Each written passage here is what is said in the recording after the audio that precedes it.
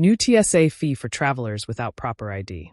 Starting February 1st, 2026, the Transportation Security Administration, TSA, will begin charging passengers $45 if they arrive at airport security without a real ID-compliant form of identification or another acceptable ID, like a passport or trusted traveler card. What the fee does?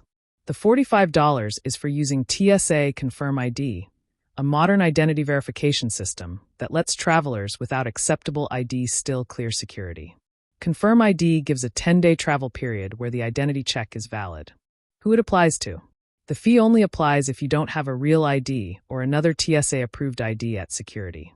Travelers with a real ID, passport, military ID, etc. won't pay the fee. How it works? Passengers are encouraged to pay the $45 online in advance and bring the receipt to the airport to avoid delays. If paying at the airport, the process may take extra time. Possible delays and advice. Without a compliant ID or the Confirm ID receipt, you may face longer security checks and even risk missing your flight.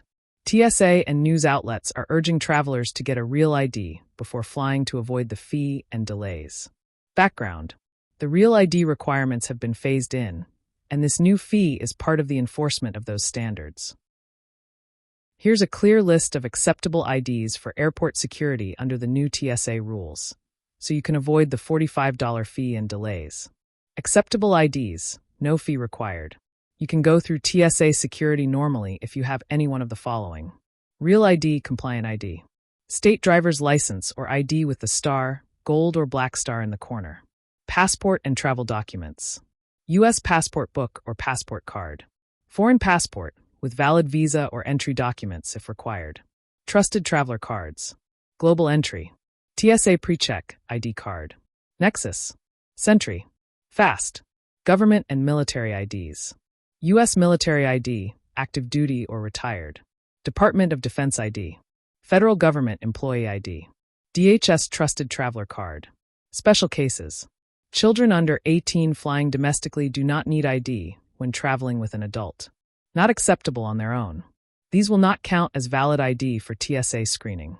Standard non-real ID, driver's licenses after enforcement begins. Student IDs.